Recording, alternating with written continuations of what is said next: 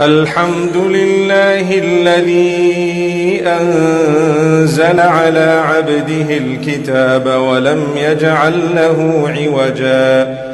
قيما لينذر بأسا شديدا من لدنه ويبشر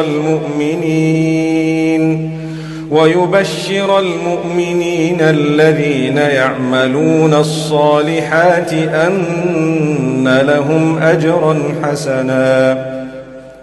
ماكثين فيه أبدا